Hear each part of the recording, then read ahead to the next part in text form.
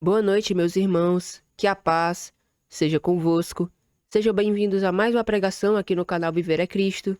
Hoje teremos aqui por tema a armadura de Deus, Efésios 6, dos versículos 10 ao 18. Hoje meditaremos nessa passagem, né, nessa parte, né, aqui de Efésios 6, onde vai abordar a armadura de Deus, que é algo bem importante, né, de nós ali estarmos nos vestindo, né? Às vezes falhamos ali, né? E por meio desse estudo, né, o intuito em si é olharmos se realmente estamos pondo, né, toda a armadura de Deus, né? Sabemos que às vezes falhamos, sabemos que às vezes nós erramos, mas se botarmos por completo essa armadura de Deus, certamente, né, isso se tornará é, bem difícil, né, ali de ocorrer. Então, que possamos refletir nessa passagem, né, nessa meditação que hoje aqui teremos, né?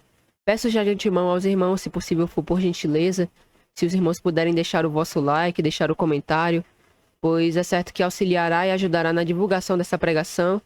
E assim mais pessoas podem ser tocadas, né? E recomendadas, né? Por essa pregação. E assim, né? Serem ali edificadas por meio da mensagem que aqui será trazida hoje. Pois certo, né? Que os comentários, os likes ajudarão ali no algoritmo do YouTube.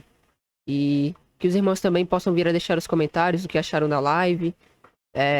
Se tiver alguma dúvida, à medida do possível, se assim Deus permitir, estarei respondendo, né? Mas que os irmãos possam vir a auxiliar e ajudar, né, na divulgação. E assim mais pessoas serem tocadas por meio, né, da mensagem. E antes de darmos aqui início, né, meditaremos aqui primeiramente, na verdade leremos, né, aqui a passagem aqui de Efésios 6 de uma maneira corrida, né, por ser um pouco longo, né, e meditarmos versículo por versículo, acabará, né, que teremos que abordar de forma resumida para não ficar tão pesado, né, ali e difícil de se compreender. Mas prosseguindo, diz assim Efésios 6, a partir do 10 ao 18.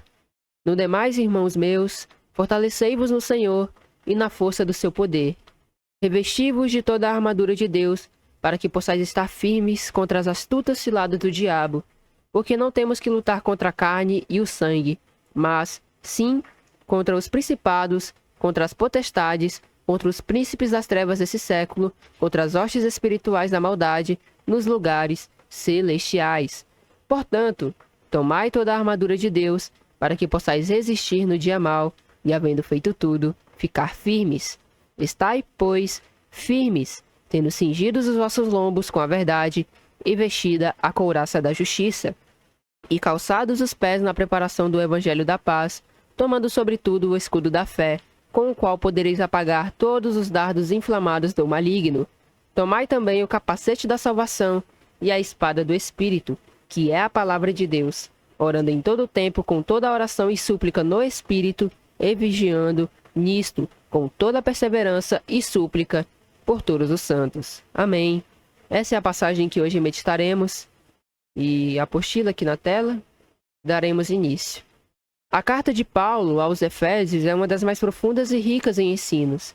Nos primeiros capítulos ele fala sobre a salvação pela graça, a reconciliação entre judeus e gentios, a unidade do corpo de Cristo, os dons espirituais e o novo modo de viver em Cristo, né? De uma maneira ali resumida sobre abordar ali o que o livro de Efésios, né? Na verdade a carta dos Efésios ali tem, né, a nos trazer.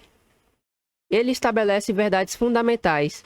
Fomos eleitos, selados com o Espírito, criados para boas obras, edificados sobre o fundamento dos apóstolos, feitos nova criatura. Então, são aqui verdades fundamentais que Paulo acaba trazendo, né, aqui nessa carta aos Efésios.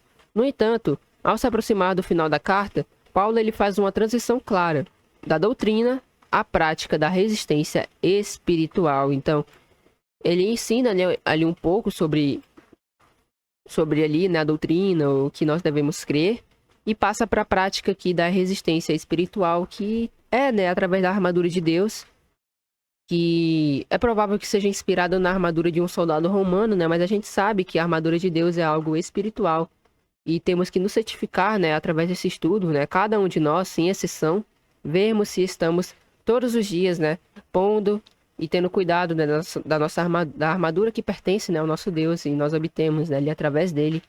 E meditaremos um pouco, né, aqui em cada versículo, cada parte, e tentaremos aqui trazer meditações. Em Efésios 6, dos versículos 10 ao 18, ele muda o tom. A linguagem se torna, né, militar, urgente e direta. É como se, após ensinar sobre quem somos em Cristo, Paulo dissesse: agora que vocês sabem quem são, entendam contra quem lutam. Preparem-se, vistam-se, firmem-se. Ele introduz o tema da guerra espiritual, algo que não pode ser ignorado por nenhum discípulo sincero, né? É algo que nenhum de nós, né? Nenhum de nós que somos discípulos sinceros, né? Que busquemos ser discípulos sinceros, podemos ignorar que é o tema da guerra espiritual, né? Que nós acabamos ali por passar todos os dias de nossas vidas, né? A primeira grande lição é que o cristão não é um civil, né? Em tempo de paz, mas um soldado em território hostil. Isso é algo bem interessante da gente abordar, né? Que a primeira lição é que o cristão não é um civil em tempo de paz, né? Certamente a todo momento, embora que ele tenha, assim, alguns picos, alguns momentos ali de paz, de tranquilidade, ele é um soldado em território hostil, em uma guerra, basicamente, espiritual. Mas essa guerra, certamente a vitória é nossa, né? A vitória já foi decretada, né? Estamos no aguardo do Senhor Jesus, né? Ao voltar para reinar nessa terra, né? E também fazer a restauração. Certamente a vitória será ali, né? A vitória já foi obtida, né? Só basta esperarmos. É algo que o apóstolo Paulo acaba aqui trazendo, né? Que o cristão, ele não vive, assim, em todo momento em paz, mas um soldado em território hostil, ou seja, ele chama, né, também ali para vigiarmos e orarmos. Viver nesse mundo é viver em conflito, embora que não seja, né, em todo momento que nós venhamos ali viver, né, ali em dificuldade, em problema, né? Não é a todo momento que nós viveremos com dificuldades, aflições, adversidades, né? A gente sempre vai ter ali também os momentos de tranquilidade, né? Nos momentos que nós nos congregamos com nossos irmãos, né? Nos reunimos, que temos ali também, né? Os momentos de louvor, de adoração, né? Teremos os momentos também de paz, mas também é certo que teremos ali conflitos em nossa vida. A luta não é contra carne, né? Nem contra sangue, nem carne. Ou seja, não se trata de inimigos humanos. Não é política, não é social, não é visível, é espiritual. Não é algo que nós podemos ver, é algo que está ali, né, no mundo espiritual, né, ali na nossa mente, na nossa fé. E é com isso que nós batalhamos, né? Paulo, ele traz ali também o ensino. Há uma batalha contínua contra forças invisíveis e malignas que atuam para desviar, enfraquecer, enganar e destruir a fé do povo de Deus. É isso que Paulo aqui está querendo trazer, né? Que há essa batalha contínua contra essas forças invisíveis, né? Que tentam ali nos abalar, né? Em todos os sentidos ali, para cairmos da fé. Por isso que ele convida a nós, né? Ali termos né? Nos convida, basicamente, né? Aí traz até ordem para que a gente se vista da armadura de Deus para que possamos existir no dia mau. Essas forças são reais. Paulo as chama de principados, potestades, dominadores desse mundo tenebroso, no versículo 12, né, que meditaremos ainda nesse estudo. Não são metáforas, são entidades espirituais organizadas que operam com estratégia e resistência. E o alvo são aqueles que pertencem a Cristo. Por isso, ninguém pode resistir ou permanecer firme, confiando em si mesmo ou vivendo desatento. Então, ninguém pode resistir ou permanecer firme se a pessoa, né, se aquele, né, que se diz servo de Deus, confia em si mesmo ou então vive de forma desatenta, né? É essa a ordem, né? Orar e vigiar, e temos que aplicar cada um de nós isso em nossas vidas, né? Orar, mas também vigiar. Diante disso, Paulo alerta: revesti-vos de toda a armadura de Deus. Não é alguma parte, né? Não é quando for conveniente. É toda, né? É toda a armadura de Deus. E é agora. Ele não diz: revesti-vos de toda a armadura de Deus amanhã, ontem. Não, é a todo momento. E tem que ser a partir do momento que nós aprendemos, né, sobre também essa passagem, né? Temos que nos revestir ali de toda a armadura de Deus. Isso no sentido espiritual. O verbo usado aqui no grego para revestir é endusaste, né? Mais ou menos isso. Eu não sei exatamente se essa é a pronúncia, mas é essa palavra aqui, tanto aqui no grego, né? Mas também aqui de uma forma transliterada, se eu não me engano, é essa palavra, né? Para ficar dessa forma. E tem o sentido de vestir-se intencionalmente como quem se prepara para algo específico e perigoso. Essa armadura é espiritual, mas deve ser tomada com consciência, fé e prática constante. Cada peça que Paulo menciona tem um significado espiritual. O cinto da verdade, a couraça da justiça, os calçados da preparação do evangelho da paz, o escudo da fé, o capacete da salvação, a espada do espírito e a própria oração que Paulo também ali cita, né? Cada uma tem ali o seu significado, o seu devido significado espiritual, e por meio desse estudo tentaremos ali meditar e identificar qual seria esse significado, né, de todas as partes ali que são necessárias, né, nos vestirmos. Juntas essas partes, não são acessórios devocionais, são instrumentos de combate e sobrevivência. Sem eles, o cristão se expõe, com eles, permanece firme. Então, ao vivermos sem a armadura do nosso Deus, sem viver com essa proteção, nós acabamos nos expondo, né? Levando mais para um sentido militar, para um sentido mais ali de guerra, mais ali do tempo, né, ali do Império Romano. Basicamente, se eu fosse para uma guerra sem a minha armadura ali, né, a armadura romana, eu facilmente ali poderia acabar morrendo ou então sendo ferido, né? Porque a gente acabava expondo ali partes que são frágeis, né, do nosso corpo. Mas com eles ali, o soldado ele poderia permanecer firme e o risco de morte, o risco ali de acabar sofrendo algum ataque ali letal, diminuía, né? Porque a armadura protegia. E é esse o sentido que Paulo está querendo trazer aqui. Que a armadura de Deus, ela traz proteção para cada um de nós. E cabe a cada um de nós, né, ali, agir com consciência e fé, né, ali, buscando se vestir totalmente da armadura, né, do nosso Deus. Essa batalha é travada diariamente no campo da mente, da fé, do comportamento, das palavras, das decisões. Ela não se revela em forma de exércitos visíveis, mas em tentações sutis, pressões do mundo, enganos espirituais e ataques à fé. Por isso a vigilância e a preparação não podem ser negligenciadas. Um cristão desarmado certamente não resiste. Então, essa batalha é travada diariamente. Com a armadura de Deus, nós podemos ser protegidas dela, né? E é basicamente ali no campo da fé, no campo da mente, na fé, no comportamento, palavras, decisões. Nessas regiões que elas estão travadas, né? Essa batalha, essa guerra. E ela vai se revelar de forma sutil, né? Seja ali nas pressões do mundo, nos enganos, em tentações, seja do que for. Ela vai se revelar dessa forma. E a vigilância é essencial para a nossa vida, para que possamos, né, ali resistir. Esse texto ali nos ensina que viver em Cristo não é apenas desfrutar das bênçãos, mas lutar pela permanência na verdade, pela santidade, pela fé, pela salvação e pela proclamação do Evangelho. É permanecer firme em meio aos ataques que querem nos derrubar, e só permanecerá aquele que estiver vestido com toda a armadura de Deus.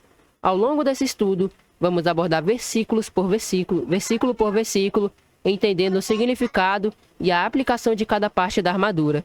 Não apenas o que ela representa, mas como a tomamos, porque ela é necessária, e como aplicá-la hoje com base em toda a Escritura. Então, tentaremos aqui meditar, né, ao longo desse estudo aqui, e veremos aqui como aplicar, né, e colocarmos, né, ali no sentido espiritual essa armadura com base na Escritura e nos dias de hoje. Então, essa foi a introdução aqui, né, sobre o que nós veremos, e partiremos agora para o versículo 10, que diz aqui, né, somente como título, fortalecei-vos no Senhor, onde diz o seguinte em Efésios 6, versículo 10: No demais, irmãos meus, fortalecei-vos no Senhor e na força do seu poder. Esse versículo abre a última seção da carta de Paulo aos Efésios com uma convocação direta e essencial: fortalecer-se, né, ali no Senhor. Ele traz, né, aí essa importante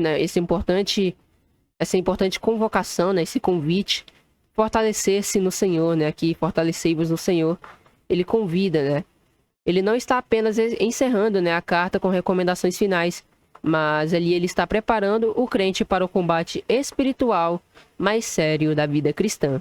A expressão fortalecei-vos no grego é endunamoste, né, um verbo na voz passiva que carrega a ideia de deixem-se ser fortalecidos, ou seja, a força não vem de nós, mas vem de Deus.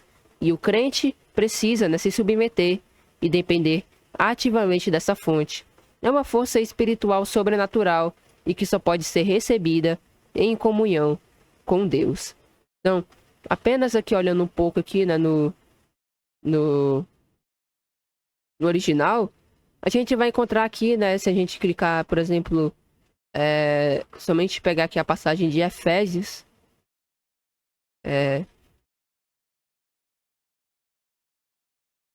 Efésios, capítulo 6, ali no versículo 10,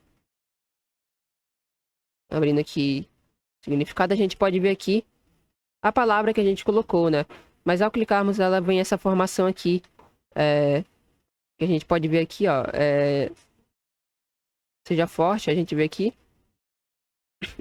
que vem aqui de Endunamu, que é uma formação, né, para essa palavra. A gente pode até voltar aqui, clicar aqui em Endunamost, e a gente vê aqui algumas citações onde ela é usada, né? E seja fortalecido, tem esse sentido. A gente pode até abrir aqui em Efésios,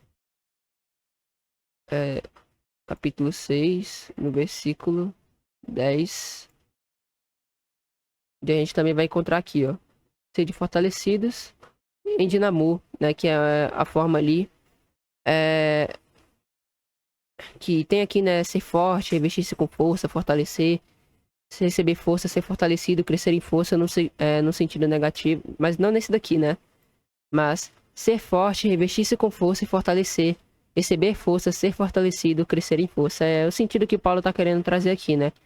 A gente encontra essa palavra aqui, como a gente viu aqui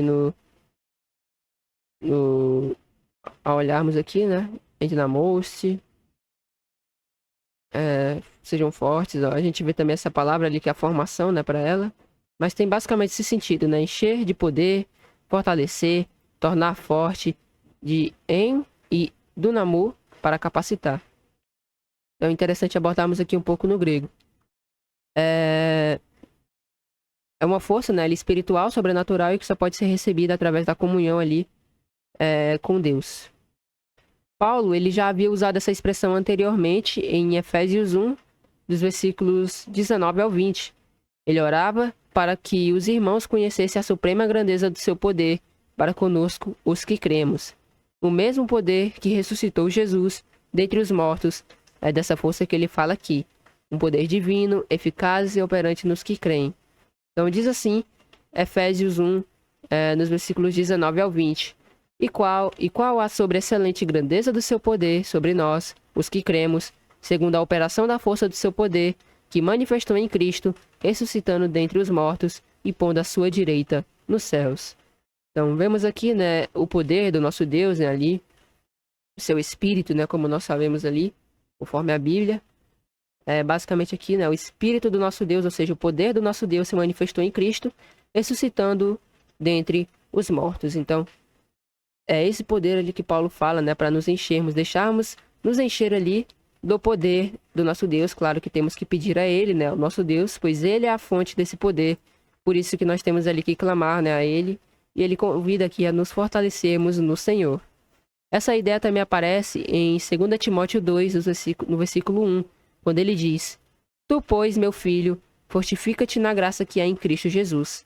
Mais uma vez, o fortalecimento não vem da própria disposição humana, mas da graça e do poder de Deus, né? A gente pode ver aqui, mais uma vez, né, ali a graça, né? A graça do nosso Deus demonstrada através ali do sacrifício, né, do Senhor Jesus Cristo. A gente encontra aqui, né? Fortifica-te na graça, né? Então, é algo que não vem ali da disposição humana, mas ali, né, do poder e da graça do nosso Deus. Outro exemplo também encontramos em Josué, capítulo 1, versículo 9, quando Deus prepara Josué para entrar na terra prometida e liderar Israel, onde ele diz: Não te mandei eu? Esforça-te e tem bom ânimo. Não temas nem te espantes, porque o Senhor teu Deus é contigo por onde quer que andares. Então, mais uma vez aqui, né, nós encontramos aqui mais um exemplo ali de esforça-te, né? Tem bom ânimo, crer no Senhor, confiar nele, deixar-se, né, ali, pedir a ele para se encher, né, de seu poder e assim não temeremos, né? Josué ele obtinha força através da presença de Deus ali, né? Confiando nele. E ele não venceria por sua habilidade militar, mas por depender da presença e da direção do Senhor, né? Certamente ali todas as guerras que Josué venceu, né, junto ali com o povo de Israel, foi devido, né, Deus ali ter concedido a vitória e ter ali ter os auxiliado, né? Paulo também usa aqui a expressão força do seu poder, que no original grego tem duas palavras intensas: kratos, né, que significa ali força e vigor, e itis, que significa força ativa, né, e poder. Podemos olhar aqui, né, somente para confirmarmos aqui. No versículo 10 a gente vê a gente tem aqui ambas, né? Então, abrindo aqui uma nova guia, nós vemos aqui kratos, né, cujo significado ali a gente vê vigor, domínio, poder, força, né? Então, é esse o significado, como a gente vê conforme aqui, né? Força e vigor. E itis, né, que também veremos aqui, poder. Itius, né, também aqui. E a gente vê que é força, né? Força literal, figuradamente, habilidade, poder, força é o que a gente encontra aqui, né? Kraten, né, que é ali do Kratos, e itis. Itius também, né? Interessante aqui a gente vê certa variação também. Mas ao clicarmos, confirmamos ali as palavras. E essas palavras juntas reforçam que a força de Deus é tanto autoridade quanto energia viva em ação. É essa força que está à disposição dos que se submetem a Cristo. Em resumo, antes de listar, né, qualquer peça da armadura, Paulo mostra a base de toda a resistência espiritual. Primeiro, não é nosso esforço. Segundo, não é nossa inteligência. Terceiro, não é a nossa disciplina ou experiências passadas. É a dependência contínua do poder do Senhor, e sem isso toda armadura seria apenas aparência. Então, temos que buscar o nosso Deus, pois certamente essa armadura, né, ali, esse poder também, essa força, né, com o qual nós podemos resistir tudo mal, as dificuldades, certamente tudo isso ali vem do nosso Deus e só nele encontramos ali vigor, força e auxílio para as nossas almas, né?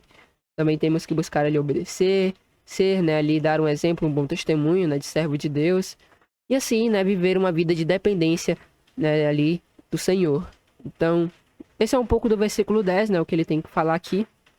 É um convite ao fortalecimento. E agora partiremos aqui para o versículo 11, onde diz: revesti-vos de toda a armadura de Deus, né? Diz o seguinte, Efésios 6, 11. Revesti-vos de toda a armadura de Deus, para que possais estar firmes contra as astutas ciladas do diabo. Esse versículo é uma convocação direta ao reparo espiritual constante. A ordem é revestir-se de toda a armadura de Deus, e não apenas em parte, tá? Ele convida aqui a nos revestirmos de toda a armadura, né? Não ali de forma parcial. Paulo está dizendo: não deixe nenhuma área da vida descoberta, pois o inimigo procura exatamente onde houver brechas, né? Pois onde houver brechas, certamente ele atacará ali, e dessa forma nós seremos atingidos, né? E poderemos ali ser atingidos e sofrermos ali, né, grandes danos, né? A gente pode trazer assim mais para um contexto ali, né, trazendo meio que um significado, né, ali em meio a uma guerra, né? Se a gente levar, por exemplo, podemos levar ele a sofrer com um ataque de uma flecha, com um ataque de uma lança, né? Ou então os próprios dardos inflamados do maligno, como o próprio Paulo traz aqui, né? Então, temos que nos fortalecer e procurar cobrir todas essas brechas que podem restar, né? E essa mesma ideia aparece em 1 Pedro 5, dos versículos 8 ao 9, quando o apóstolo alerta, onde ele diz o seguinte: sede sóbrios, vigiai, porque o diabo, vosso adversário, anda em derredor, como leão bramando, buscando a quem possa tragar, ao qual resisti firmes na fé, sabendo que as mesmas aflições se cumprem entre os vossos irmãos no mundo. Então, temos que resistir firmes na fé. A firmeza aqui está ligada à fé sólida e à vigilância, né? Ele pede aqui: sede sóbrios, vigiai, né? Resistir firmes na fé. Então, ali algumas exortações que o apóstolo Pedro traz, né? Não basta conhecer o inimigo, é preciso também ali resistir com as armas espirituais, conforme a gente vai ver ali também, né? O escudo, a espada também, o capacete que nos protege, tudo ali vai ter ali o seu significado espiritual e é bem interessante nós abordarmos. Note que Paulo fala, né, sobre as astutas ciladas do diabo. Ele não diz ataques diretos, mas ciladas, ou seja, armadilhas, enganos cuidadosamente planejados. O diabo, desde o Éden, trabalha com distorções da verdade, sugestões sutilmente erradas e promessas falsas, né? É algo que Satanás ele vem sempre ali abordando, né? Trazendo ali a dúvida, né? Trazendo ali o engano de forma sutil. Primeiro, ele apresenta a verdade, logo depois apresenta ali, né, a mentira, né? Ou seja, ele faz uma mistura entre ambas, fazendo, né, ali uma meia-verdade. E sabemos que se é uma meia-verdade, logo também é uma mentira. Mas é isso que Satanás acaba fazendo, né? Misturando verdades com mentiras. Por isso que a gente tem que estar atento para não cair nessas ciladas, né? Nesses erros, nessas coisas que podem acabar ali, né, nos pegando de surpresa, né? E é sem exceção, né? Como o apóstolo Pedro aqui fala, né? Sabendo que todas as aflições se cumprem entre os nossos irmãos do mundo. Então eu, né, seja quem for, né, estará passando ali pelas mesmas aflições, embora que não sejam as mesmas dificuldades, passarão, né, ali por dificuldades, né, de uma forma que, não sei, possa ser um vício, possa ser alguma desobediência com relação aos mandamentos, alguma dificuldade, né?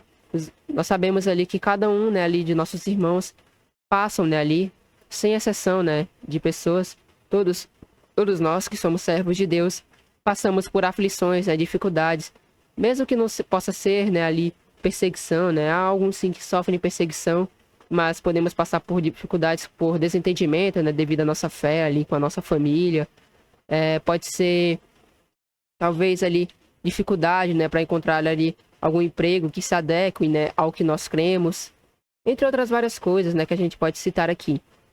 Então, é preciso resistir com as armas espirituais, como a gente já acabou abordando aqui.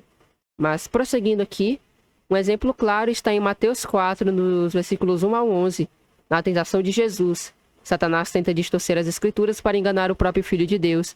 Ele oferece atalhos, glória sem cruz, alimento sem obediência. E se tentou a Jesus, né, quanto mais tentará seus discípulos.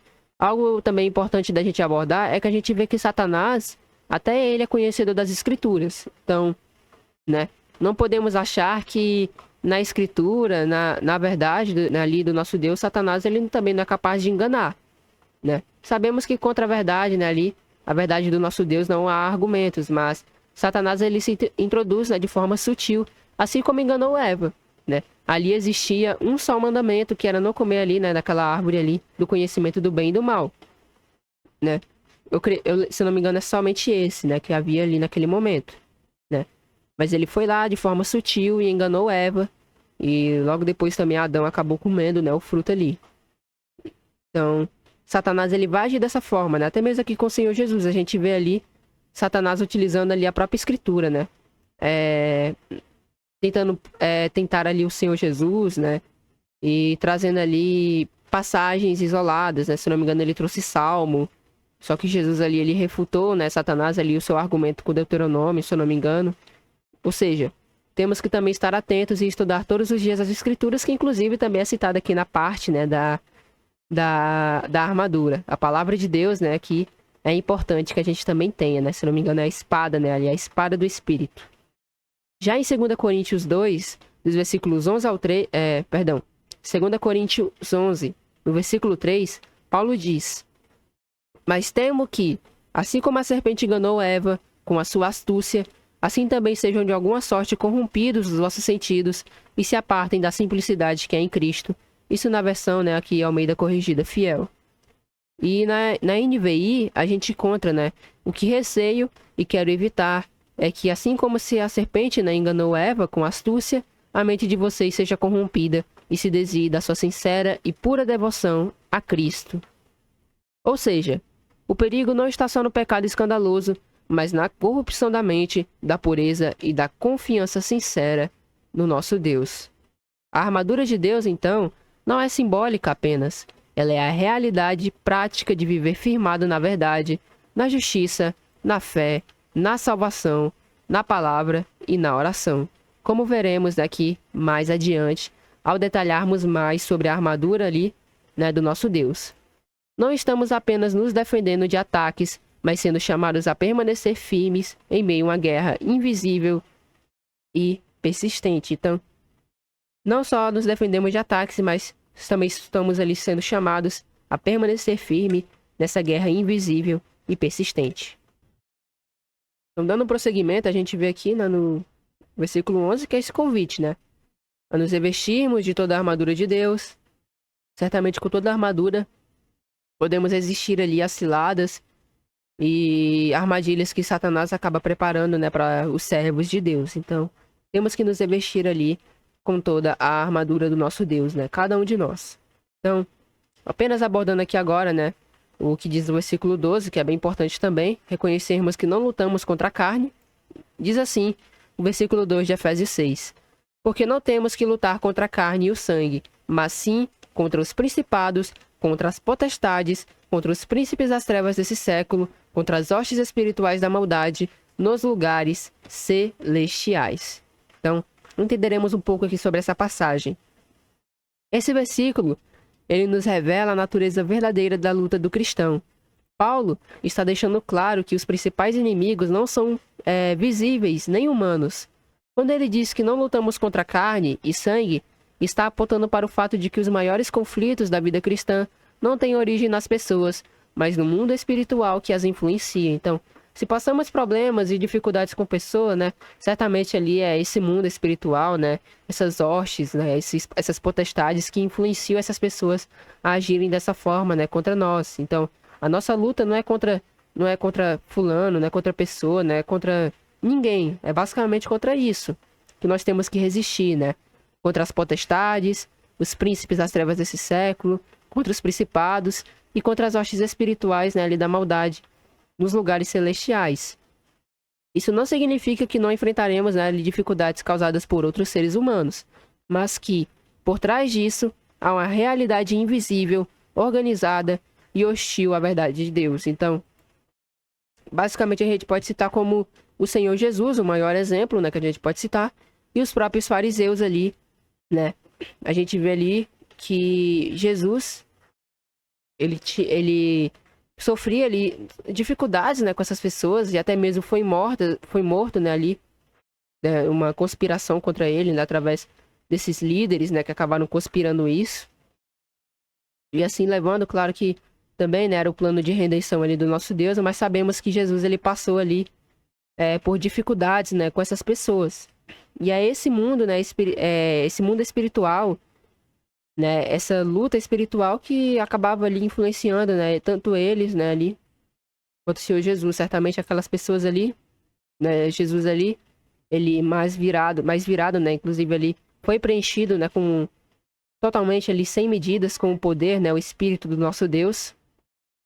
E ele estava, né, ali levado a o mundo ali, ele estava sendo, né, ali influenciado, né, ali pelo poder do nosso Deus, sendo assim levado, né, às coisas de Deus, e sabia como resistir. Mas a gente vê aqui que Jesus mesmo passou dificuldades, né, os próprios apóstolos que também foram martirizados, né, devido às pessoas. Mas é esse mundo, né, ali espiritual que acaba influenciando essas pessoas e logo elas agem, né, de tal modo.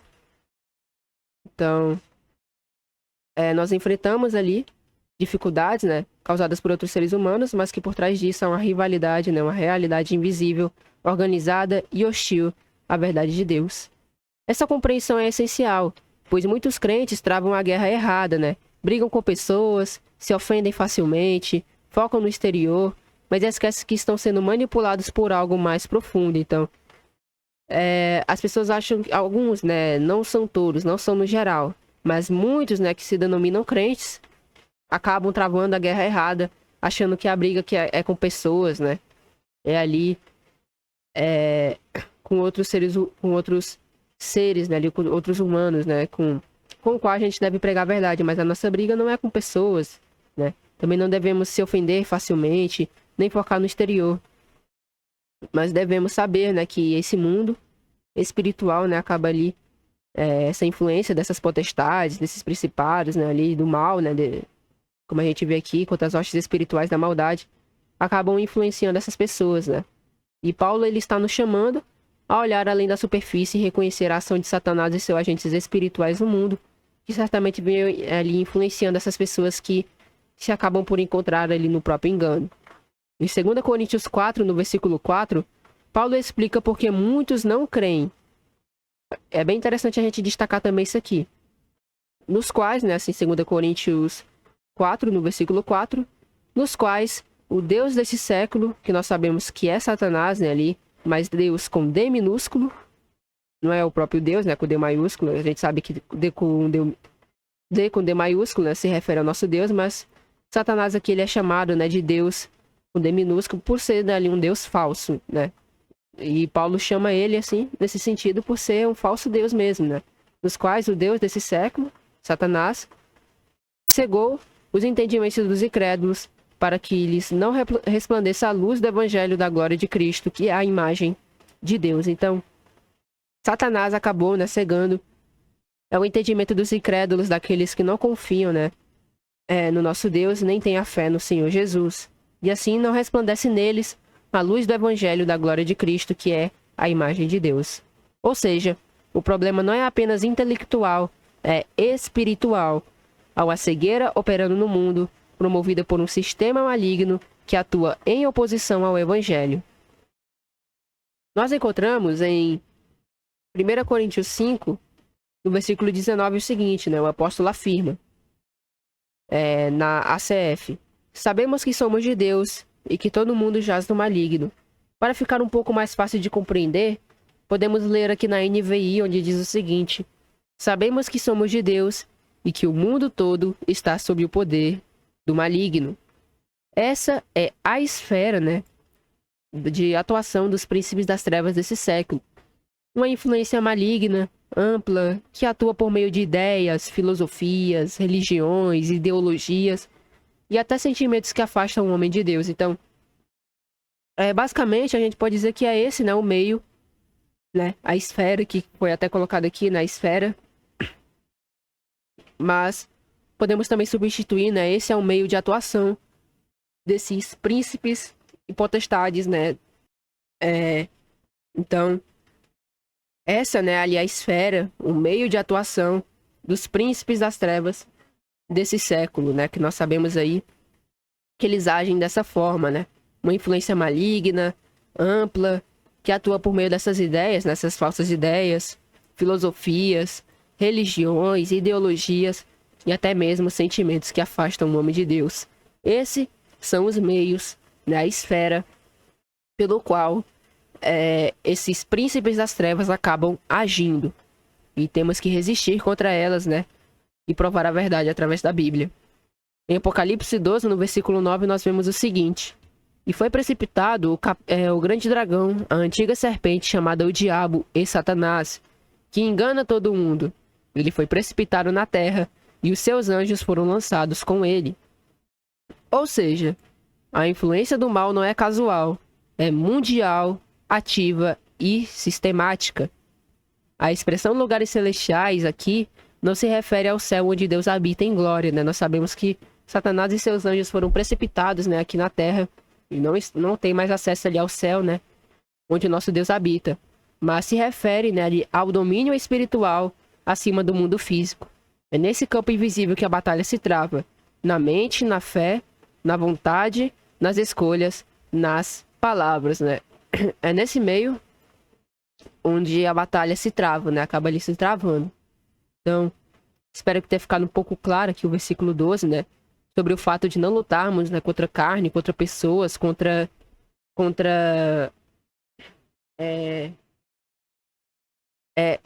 outras pessoas, né, ali que se encontram no engano, mas é basicamente contra essas potestades, príncipe das trevas, hostes espirituais, principados, que acabam influenciando elas no mundo espiritual.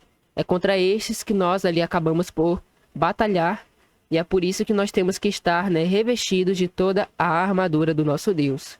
Então, prosseguindo aqui para o versículo 13, nós encontramos, cujo tema aqui, né, tomai toda a armadura de Deus, onde mais uma vez ali Paulo, ele traz ali, né, mais uma vez reforçando o fato de termos que estar ali, né, vestidos com a armadura do nosso Deus. Isso diz em Efésios 6, no versículo 13, que diz o seguinte: portanto, tomai toda a armadura de Deus, para que possais resistir no dia mau, e havendo feito tudo, ficar firmes. Após explicar que a luta não é contra carne e sangue, mas contra poderes espirituais, Paulo agora repete com ainda mais ênfase o que já havia dito no verso 11. Tomar toda a armadura de Deus. É isso que ele acaba aqui, né, reforçando, né, aqui com ainda mais ênfase. Após explicar aqui, como a gente viu no versículo 12, que não lutamos contra a carne, ele fala ali para tomarmos, né, a armadura do nosso Deus com ainda mais ênfase. Mas aqui ele acrescenta o motivo imediato, né? É esse o motivo que ele acrescenta aqui logo de imediato, né? Para que possais resistir no dia mau. É o que ele acaba ensinando. Então, meditando aqui um pouco, né, em partes aqui desse versículo, na parte A do versículo, portanto, tomai toda a armadura de Deus. A repetição, ela é intencional. Paulo está nos mostrando que sem a armadura não há como resistir. Isso não é apenas um adorno espiritual, mas a necessidade vital. O crente precisa tomar, isto é, agir ativamente para se preparar. A armadura é de Deus, mas o cristão quem deve vesti-la. É o cristão quem deve buscar se vestir dessa armadura de Deus, né? Nós obtemos ali através do nosso Deus, mas é dever nosso buscar se vestir dela e assim, né, resistir no dia mau. Essa ideia aparece em Colossenses 3, no versículo 12, quando Paulo diz: revesti-vos, pois, como eleitos de Deus, santos e amados, de entranhas de misericórdia, de benignidade, humildade, mansidão e longanimidade. Entranhas aqui significa basicamente ali, né, profunda, né, algo profundo.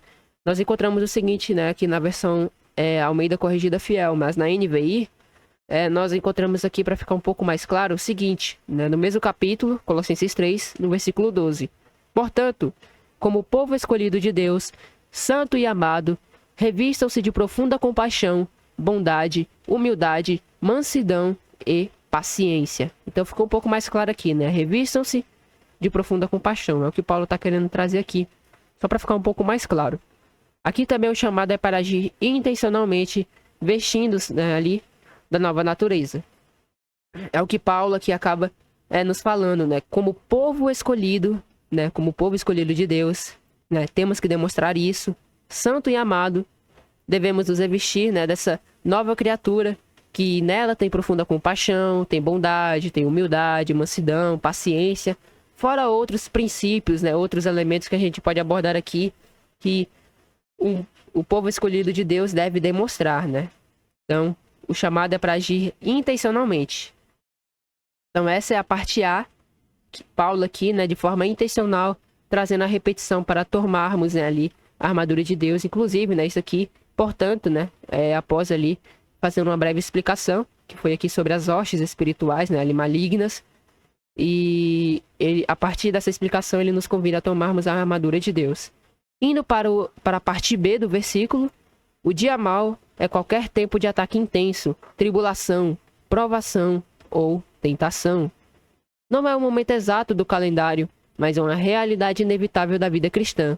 Todos nós, sem exceção, enfrentaremos, né, enfrentamos, né, dias maus.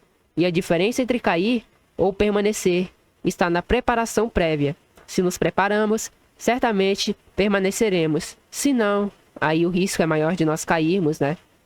E só a misericórdia de Deus mesmo ali para nos auxiliar, para nos ajudar e nos restituir novamente. Então, temos que nos preparar, orar e vigiar, né?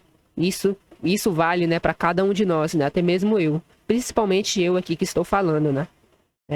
Eu não posso ser uma exceção. Certamente, o principal aqui, né, temos que ali, né, enfrentar esses dias maus, estando, né, ali preparados, né, ali orando, vigiando, para que não venhamos ali a cair, né? Podemos ver aqui o contraste com Mateus 7, no versículo 24 a 27, quando Jesus fala sobre as duas casas. Então, nós encontramos o seguinte, no Mateus 7, nos versículos 24 ao 27. Portanto, quem ouve estas minhas palavras e as pratica é como um homem prudente que construiu a sua casa sobre a rocha. Ou seja, né? Quem ouve as palavras de Jesus, mas também as pratica, é como um homem que construiu a sua casa sobre a rocha. Ou seja, ela tinha um firmamento ali, né? Ele cavou um pouco abaixo, né? Ali antes de fazer a casa e fez ali o fundamento, né? Ali na rocha, né? Na superfície mais rígida ali, um pouco mais abaixo, né? E assim caiu a chuva, transbordaram os rios, sopraram os ventos e deram contra aquela casa e ela não caiu, porque tinha os seus alicerces firmados na rocha, né? Ali, ou basicamente ali era firmado, né? Ali nas palavras, né? Basicamente Jesus ele está querendo trazer aqui uma comparação, né? O homem ali, nós temos que ser um homem, né? Que firmou a sua casa ali sobre a rocha, tendo fundamento na palavra do nosso Deus, nos ensinos, né? Também ali nos ensinos do Senhor Jesus, né? Na própria Escritura. E certamente, quando vir a chuva, os rios, né? Isso é uma metáfora para as tribulações, nós não cairemos, mas permaneceremos porque nós estaremos firmados ali na rocha, que pode ser a palavra de Deus, pode ser os ensinos de Jesus. Na verdade, é um todo, né? Aborda isso tudo. Mas quem ouve essas minhas palavras, né, e não as pratica é como o insensato que construiu a sua casa sobre a areia. Ou seja, quem não pratica, né, embora que ouva, né, a gente vê aqui, ó, mas quem ouve essas minhas palavras, ó, ainda que ouve, mas não pratica, é como o insensato que construiu a sua casa sobre a areia. Então, Jesus, ele destaca aqui o fato de praticarmos, né, ali as suas palavras. E aí veio a tribulação. E logo aí, né, caiu a chuva, transbordaram os rios, sopraram os ventos e deram contra aquela casa e ela caiu. E foi grande a sua queda. Então, temos que estar firmados ali sobre a rocha. Ter a nossa casa, né, firmarmos ali isso de forma espiritual. Firmarmos a nossa casa sobre a rocha. Uma casa construída sobre a rocha resistiu à tempestade. A outra sem fundamento caiu. A tempestade veio para ambas. A diferença foi a fundação. O dia mau não é evitável, mas é possível vencer nele se estivermos firmados em Deus. Então, se estivermos firmados em Deus, firmados na sua palavra, nos ensinos que seu Filho, o Senhor Jesus Cristo, também nos trouxe, né, ali, certamente venceremos essas dificuldades, porque o dia mau, ele certamente não é evitável. Uma hora ou outra ele vai acabar vindo. Mas se estivermos firmados em um todo, né, ali no nosso Deus, né, nós certamente ali conseguiremos vencer o dia mau, né? Trazendo aqui um paralelo sobre essa parte B, né, do versículo 13, aqui de Efésios 6, né, que para que possais resistir no dia mau, encontramos em Provérbios 24, no versículo 10, onde nós encontramos o seguinte: se te mostrares fraco no dia da angústia, é que a tua força é pequena. Ou seja, o dia mau revela o que está oculto. Mostra onde está a nossa força, né? Mostra onde está a nossa força e onde estão nossas falhas. Por isso Paulo diz, tomai a armadura agora, né? Basicamente ele está dizendo isso, né? Tomai a armadura agora. Embora que ele não cite aqui, a gente vê, né? Tomai toda a armadura de Deus. Mas ele faz uma conclusão aqui para tomarmos. Então, temos que tomar ali e nos vestirmos totalmente da armadura do nosso Deus antes que o dia mau chegue. Antes que o dia mau chegue, né? Pois se o dia mau chegar e nós não estivermos com a armadura, vai ser uma dificuldade medonha para enfrentarmos esse dia mau. Então, temos que estar vestidos totalmente com a armadura do nosso Deus. Partindo para a parte C e final do versículo 13, e havendo, né, feito tudo, ficar firmes. Esse final é poderoso. Não basta resistir um pouco ou por um momento, mas permanecer firme depois de tudo. Isso mostra que o combate não é momentâneo. Ele exige resistência até o fim. Em Mateus 24, no versículo 13, Jesus disse: mas aquele que perseverar até o fim, esse será salvo. E em Hebreus 10, no versículo 36, encontramos o seguinte, na versão ACF, na NVI, primeiro na ACF, porque necessitais de paciência para que, depois de haver desfeitos a vontade de Deus, possais alcançar a promessa.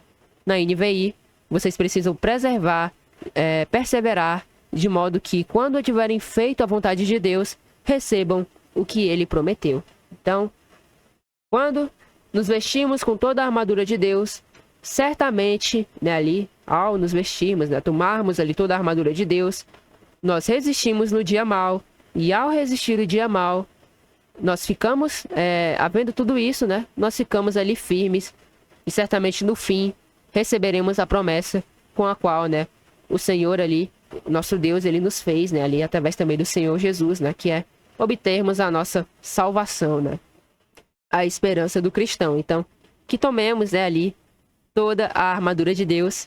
Esse início, né, embora que um pouco longo, foi mais uma exortação ali do apóstolo Paulo, né, ao meditarmos, a tomarmos por completo a armadura ali do nosso Deus.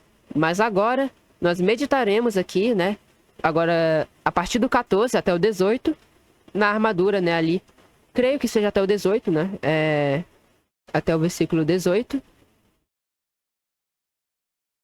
Isso, até o 18.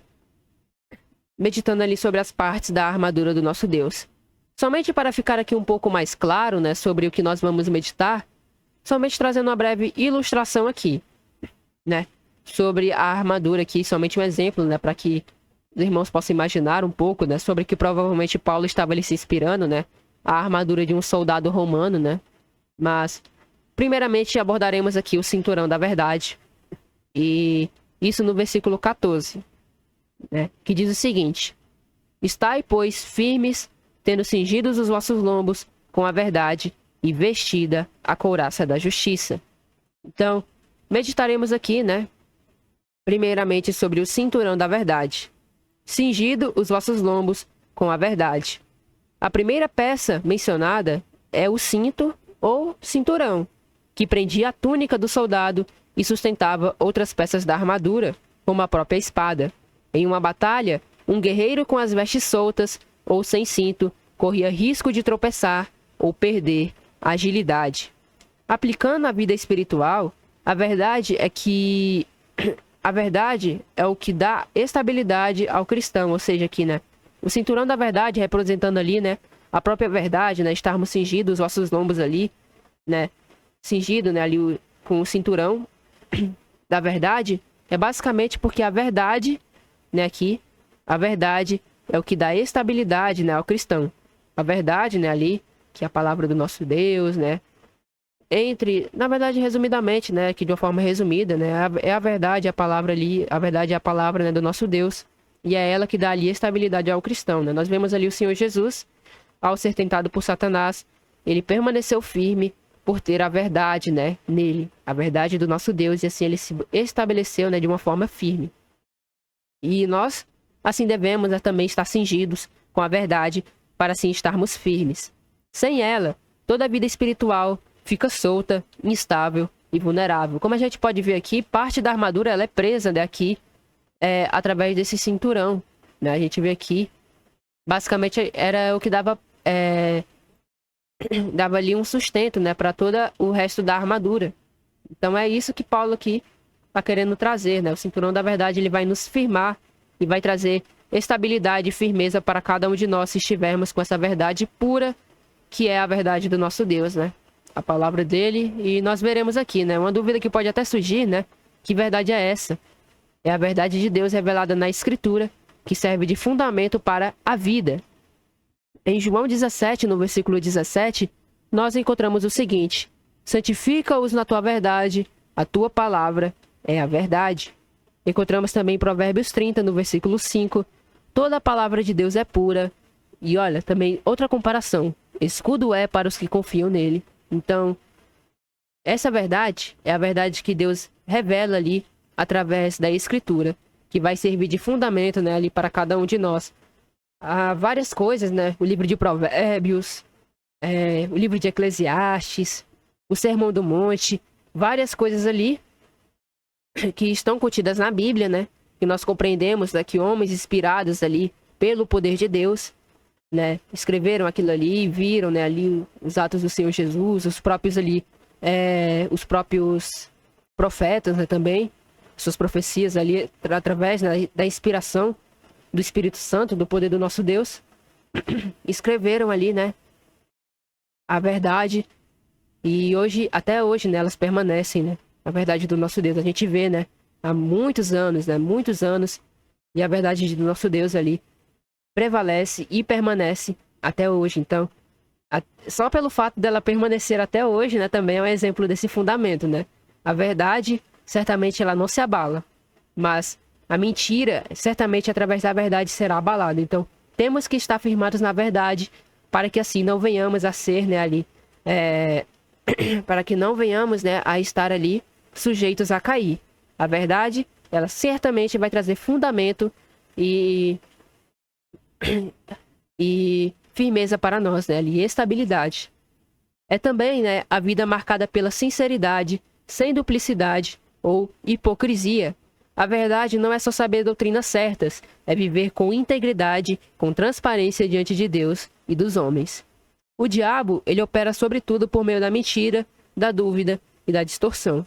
Foi assim desde o Éden, né? Como a gente já citou que Satanás ali, ele vem agindo por meio de meias verdades que a gente já sabe, né? Que são mentiras. Mentiras falsificadas com... acrescentadas ali, basicamente são mentiras, né? A gente pode dizer que a verdade em si, ela dá meio que uma mascarada para ela, né? Mas continuam sendo mentiras. A gente vê aqui Satanás ele tentando fazer Eva ali, na verdade ele fez e conseguiu, né? Fazer Eva ali duvidar do que Deus acabou dizendo, né? Encontramos o seguinte em Gênesis 3, no versículo 1. Ora, a serpente era o mais astuto de todos os animais selvagens que o Senhor Deus tinha feito.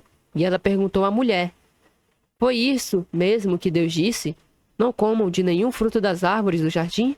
Então, perdão, é isso, né, que Satanás ali, né, a serpente, a antiga serpente, como a gente vê ali no livro de Apocalipse, tentando fazer ali, né, e ele permanece até hoje, tentando criar dúvidas, né, ali. Criou uma dúvida para Eva e Eva caiu, mas também, né, fez dúvidas ali para até pessoas mesmo do nosso meio, né, da igreja. Então, temos que estar ali vigilantes, né, firmados na verdade, certamente não cairemos, como vemos o próprio Senhor Jesus. Já citamos mais uma vez, mas ao ser tentado ali, né, por Satanás no deserto, ele permaneceu devido estar, né, ali, devido ter, né, a verdade em si. Por isso, sem a verdade não há firmeza contra os enganos do inimigo. O crente que não conhece as escrituras pode ser enganado por doutrinas falsas, pensamentos humanos, filosofias mundanas ou sentimentos que o afastam, né, ali de Deus. Só um breve momento, irmãos.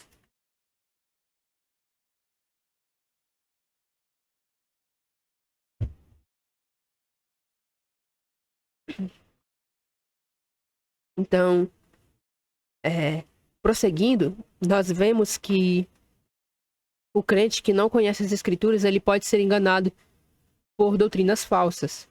Basicamente, né? A gente vê muito isso no sistema religioso. Vemos aí, né, pessoas que se denominam crentes. Perdão mais uma vez, minha garganta não está tão boa. Mas nós vemos aí, né, no mundo afora, né, nós vemos aí que pessoas que se denominam, se dizem ser crentes e basicamente são enganadas por falsas doutrinas, filosofias, né?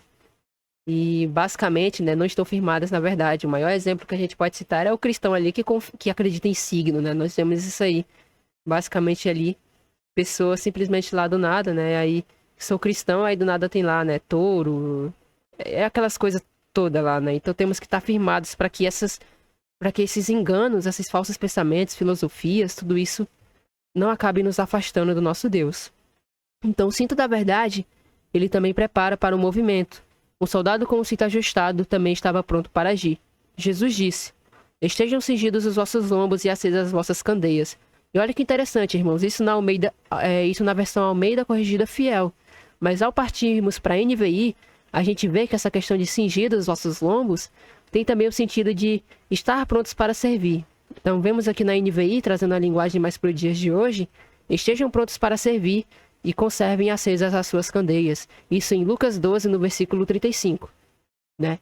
Nós vemos aqui que também significa estar pronto para servir, para agir. Né? Estar cingido com a verdade também é estar pronto ali para agir. Estar pronto para se movimentar. E certamente com a verdade, né, ali estando, né, firmado na verdade, estaremos firmes também ali, nessa verdade que é inabalável, né, que não cai, que não desaba, mas também estaremos ali prontos para agir. Isso mostra, né, vigilância e prontidão. A verdade não apenas protege, ela nos prepara para servir, agir e resistir.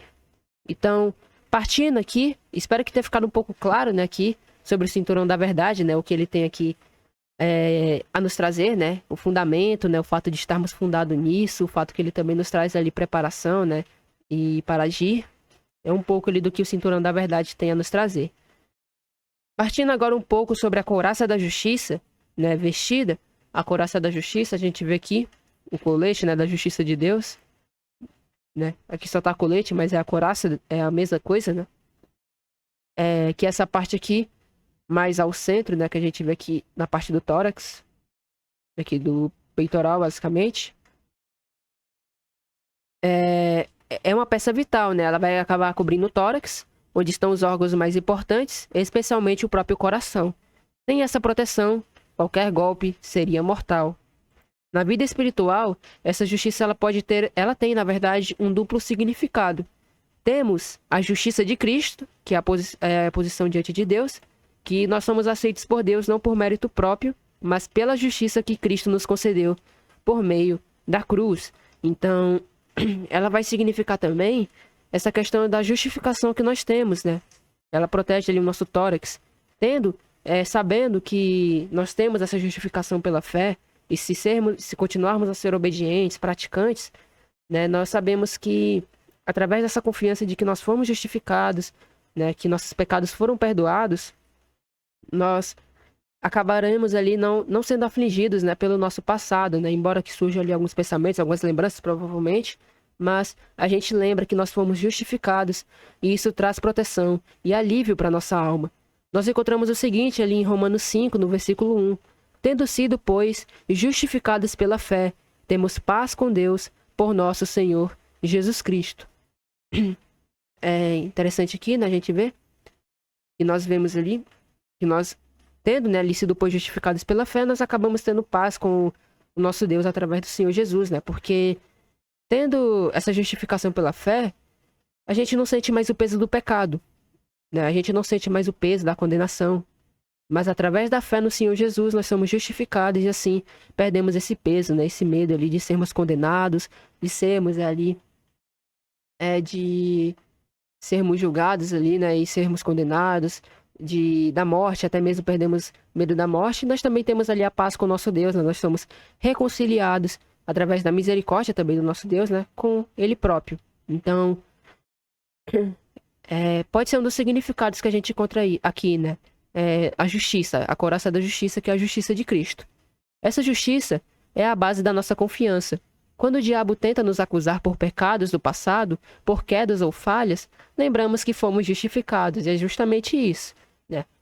O diabo, basicamente, ele vai estar aqui para tanto trazer tentação, dificuldade, mas também para te condenar, para te fazer lembrar do que tu fez e do que tu cometeu no passado, e assim tentar te entristecer da fé, né? Mas ao lembrarmos das promessas de Deus, que fomos justificados pela fé, isso, né, acaba passando. Claro que também nós temos a nosso dever também, né, de buscarmos, né? Não adianta eu crer se eu também não obedeço. Então, temos que também buscar obedecer, né, aos mandamentos do nosso Deus, viver uma vida íntegra. Inclusive, a justiça aqui também ela tem o significado, né, de viver de forma íntegra, que é o próximo que a gente vai abordar. Mas antes disso, leremos aqui Romanos 8, né, versículo 1, que diz o seguinte: Portanto, agora nenhuma condenação há para os que estão em Cristo Jesus, que não andam segundo a carne, mas segundo o Espírito. Então, temos que andar segundo o Espírito, para que assim não venhamos a ter condenação. Então, isso é um pouco aqui do que temos, né, aqui de justiça na couraça, né, ali da justiça. Tem um duplo significado. Essa justificação através de Cristo, né? Mas também, agora, bem importante nós abordarmos que é a justiça prática, que é a vida íntegra e obediente. Além da posição em Cristo, somos chamados a viver de maneira justa. Então, além, né, dessa posição em Cristo, somos chamados a viver de maneira justa. E nós encontramos o seguinte em 1 João 3, do 1 ao 7, né? É um pouco grande, mas a gente só vai abordar essa parte final aqui, né? Somente para pegar aqui a contextualização, né, da passagem na versão NVT. Nós encontramos o seguinte, 1 João 3, versículos 1 ao 7. Vejam como é grande o amor do Pai por nós, pois ele nos chama de filhos, o que de fato somos. Mas quem pertence a este mundo não reconhece que somos filhos de Deus, porque não o conhece. Amados, já somos filhos de Deus, mas ele ainda não mostrou o que seremos quando Cristo vier. Sabemos, porém, que seremos semelhantes a ele, pois o veremos como ele realmente é. E todos os que têm essa esperança se manterão puros como ele é puro. Quem vive no pecado transgride a lei, pois todo pecado é contrário à lei. E vocês sabem que ele veio para tirar os nossos pecados, e nele não há pecado. Quem permanece nele não continua a pecar, mas quem continua a pecar não conhece e entende quem ele é. Agora com destaque para o versículo 7. Filhinhos, não deixe que ninguém os engane a esse respeito. Quando a pessoa faz o que é justo, mostra que é justa como ele é justo. Aqui, a couraça simboliza uma vida marcada pela retidão, pela pureza de intenções, por decisões corretas diante de Deus. Quando vivemos em desobediência, abrimos espaço para a acusação e o enfraquecimento da consciência. Então, quando vivemos em desobediência, fora ali da justiça, abrimos ali um espaço, né, bem aberto mesmo, para Satanás ali e os seus agentes acabarem nos acusando e assim enfraquecer, né, a nossa consciência. E Jesus ele traz até aqui, né, uma bem-aventurança em Mateus 5, no versículo 8, para aqueles que são limpos de coração, onde ele diz o seguinte: bem-aventurados os limpos de coração, porque eles verão a Deus. Uma vida justa blinda o coração, protege contra tentações, acusações e dúvidas. Quem vive na prática do pecado perde a paz e a firmeza espiritual, né? Nós sabemos que nós acabamos cometendo falhas, mas buscar viver de uma forma íntegra, né? De uma forma justa, assim como Davi viveu, né? Ele foi um homem segundo o coração, né? Ali de Deus. Nós também temos que buscar, né? Ser esse homem, né? Um homem segundo o coração de Deus e assim vivermos de uma forma justa, né? Seja nas mínimas coisas, a gente pode citar aqui um troco, né? Que foi passado errado. Na própria obediência, até porque, irmãos, a própria justiça, quando praticamos a justiça, né? A justiça do nosso Deus, né? Viver ali de forma íntegra, isso também demonstra um bom testemunho. E como nós sabemos, né, o bom testemunho ele também é uma forma de pregação. Né? Através do bom testemunho nós demonstramos quem nós somos, né? Pois se nós nos denominamos cristãos e damos um mau testemunho, acaba que nós somos acusados. A pessoa basicamente fala, por exemplo, aqui, esse aí se diz cristão, né? É o que a gente vê muito, né, ali também no sistema religioso, né? Esse cristão aí, essa pessoa se diz cristã, mas está aí cometendo todo tipo de pecado. É o que a gente acaba encontrando muito, né? Até mesmo por parte daqueles que não são ali, né? Que não acabam crendo no nosso Deus, né? E no seu Filho, o Senhor Jesus, né? Esses acabam acusando demais, né? E até utilizam disso como desculpa para não seguir o Evangelho, né? Então, temos que buscar dar um bom testemunho para que essas pessoas vejam, né? A luz de Cristo em nós. E assim, através do nosso agir, venhamos também a trazer, né? Embora que não sejamos bons em estar ministrando, estar pregando a palavra, estar indo ali perante alguém e pregando, né? Explicando a passagem, explicando tal coisa, ensinando a palavra do nosso Deus. E também nós possamos ali, através do nosso bom testemunho, dar ali, né? E demonstrar a luz, né? Ali do Evangelho. Então, isso é um pouco, né? É bem profundo, né? Isso é uma parte aqui. Eu acho que creio que seja uma parte do que a gente pode abordar aqui sobre essas duas partes, né? O cinturão da verdade e também a couraça da justiça. Então, espero que tenha ficado um pouco claro, que os irmãos tenham compreendido aqui sobre isso, né? E agora nós partiremos para o versículo 15, que vai falar, né, de estarmos calçados os pés na preparação do Evangelho da paz. Isso no versículo 15, né? Nós encontramos o seguinte: e calçados os pés na preparação do Evangelho da paz. Nessa parte da armadura, Paulo ele fala dos calçados, que no contexto da armadura romana eram tão essenciais quanto a couraça ou escudo. Um soldado sem calçado firme não tinha estabilidade, nem mobilidade para se posicionar ou avançar. Ele podia escorregar, tropeçar ou ser facilmente derrubado. Ou seja, meus irmãos, basicamente o chinelo, o calçado, ele trazia firmeza para o soldado, tá? A gente pode até fazer uma comparação, porque a gente viu que também aqui o cinturão da verdade, ele também traz essa firmeza, né? Ele traz aí essa estabilidade, né? Ele basicamente, a verdade, ela vai estabilizar as outras partes também da armadura. Mas o chinelo, né? Aqui que a gente pode chamar, né? O chinelo, o calçado, né? Ali, os nossos pés, também, né? Ali estarmos firmados, né? Inclusive aqui como fala, do Evangelho da Paz. Então, estarmos ali na preparação do Evangelho da Paz, né? E olhando aqui um pouco, nós vemos, né? Aqui, os calçados com zelo em anunciar o próprio Evangelho da Paz, né? Também vai denotar isso, né? Que é estarmos preparados para proclamar o Evangelho da Paz, estarmos firmes, mas também estarmos prontos para agir. Estou trazendo um exemplo aqui, né? Creio que isso seja um exemplo de armadura romana. A gente pode ver aqui os próprios calçados, né? Aqui. Então, inclusive, a gente pode ver aqui prontidão do Evangelho, né? Os pés calçados com a prontidão do Evangelho da Paz. Meditaremos agora nessa parte, né? Já abordamos sobre o colete, a couraça e o cinturão, né? Ali da verdade. E agora, partindo aqui, para meditarmos, Paulo, né? Ele conecta isso com a preparação do Evangelho da Paz. E vamos explorar cada parte, né? Ali com profundidade.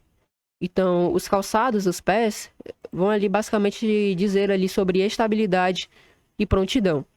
No simbolismo da armadura, os pés representam base, firmeza e direção. Sem os calçados adequados, o soldado não podia se mover com segurança. Da mesma forma, o cristão que não tem firmeza no Evangelho não consegue permanecer de pé diante da pressão, das tentações e das dificuldades.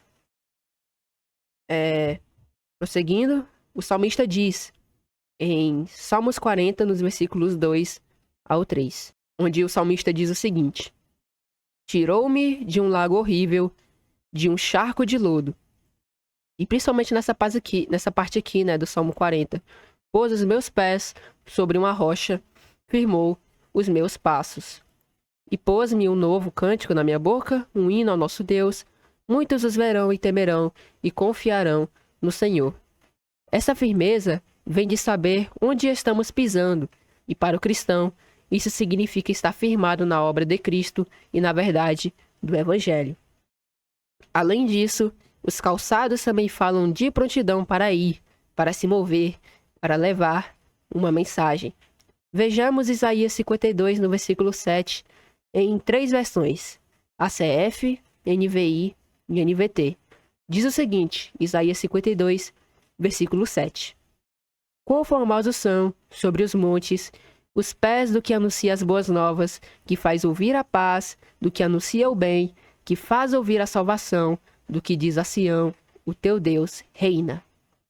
Na NVI, como são belos nos montes os pés daqueles que anunciam boas novas, que proclamam a paz, que trazem boas notícias, que proclamam a salvação, que dizem a Sião, o seu Deus reina. E na NVT, como são belos sobre os montes os pés do mensageiro, que traz boas novas de paz e salvação, de que o Deus de Israel reina. E também vejamos Isaías 6, no versículo 8, em mais 3 versões, diz o seguinte: depois disso, ouvi a voz do Senhor que dizia: a quem enviarei e quem há de ir por nós? Então disse eu: eis-me aqui, envia-me. Na NVI, então ouvi a voz do Senhor conclamando: quem enviarei? Quem irá por nós? E eu respondi: eis-me aqui, envia-me. E na NVT, então ouvi o Senhor perguntar: quem enviarei como mensageiro a esse povo? Quem irá por nós? E eu respondi: aqui estou, envia-me. Ou seja, quem está calçado com o Evangelho não apenas se mantém firme, mas está disposto a agir, a caminhar, mas está disposto a agir, a proclamar e a caminhar na direção dos outros com a verdade. Então, a gente vê aqui em Isaías 6:8, o fato de Isaías aqui depois de Deus, né, ali de certa forma, né, quem enviarei, quem irá por nós, né, ali conclamando, Isaías, ele se levantar e ele basicamente, né, dizer, eis-me aqui, envia-me, temos que estar prontos para agir, né, e a gente vê o modo, né, que os profetas, eles eram usados, então, de fato, temos que estar preparados para sermos usados, né, ali pelo nosso Deus, né, estarmos nos preparando todos os dias. E Isaías 52:7, a gente vê aqui, né, basicamente aqui, pode ser, eu não tenho a certeza se isso também é uma profecia, né, ali, pra nós também, né? Porque isso também até toca aqui pra nós, né? Os pés do que anuncia as boas novas, que faz ouvir a paz, do que anuncia o bem, que faz ouvir a salvação, do que diz a Sião, teu Deus reina, ou até mesmo pro próprio Senhor Jesus, eu não tenho exatamente a certeza, mas nós vemos aqui que isso se encaixa bem aqui com o que Paulo tá falando, né? Sobre anunciar a verdade, e aqui em Isaías 6:8, sobre agir. Então, calçados os pés vai significar estabilidade, mas também prontidão. Na preparação do Evangelho da Paz, que é o qual nós meditaremos aqui agora, né, vai dizer ali sobre disposição ativa e mensagem firme. A palavra preparação aqui tem o sentido de base sólida e prontidão constante. O Evangelho da Paz não é apenas uma crença que guardamos internamente, mas uma realidade que molda nossa maneira de viver e de reagir. Nós encontramos mais uma bem-aventurança em Mateus 5, no versículo 9, né? Bem-aventurados os pacificadores, porque eles serão chamados filhos de Deus. Não é somente ser pacificador, de estar ali, de estar ali, né, conseguindo, né, fazer com que uma briga seja evitada, né, de tentar ali fazer, né, com que talvez pessoas discutindo, né, tenham paz, mas também o fato, né, de nós proclamarmos o evangelho da paz.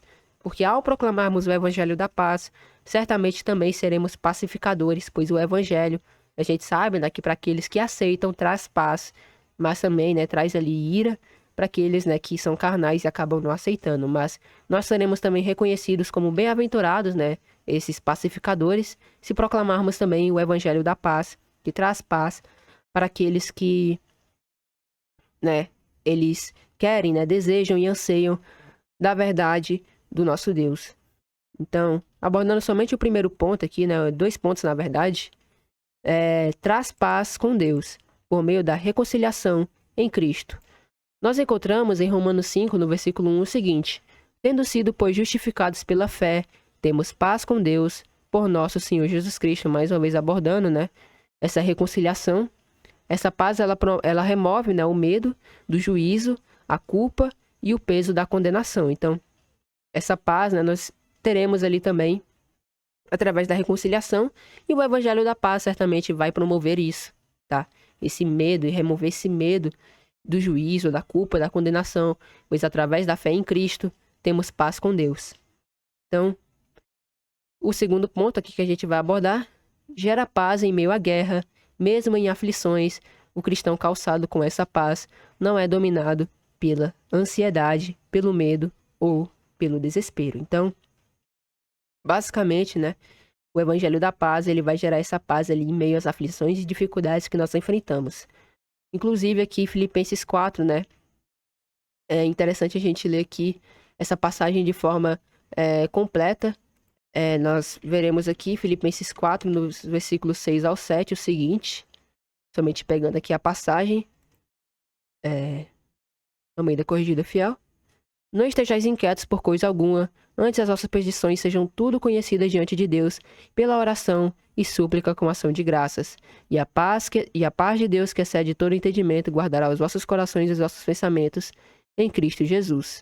Então, a paz do Evangelho, ela não vai ser a ausência de conflito externo, mas a presença de firmeza interna em meio ao conflito. Então, essa presença de firmeza interna, essa paz, certamente vai nos trazer ali essa ausência de medo diante das dificuldades, diante dos problemas, e assim conseguiremos enfrentar as dificuldades, os problemas e adversidades.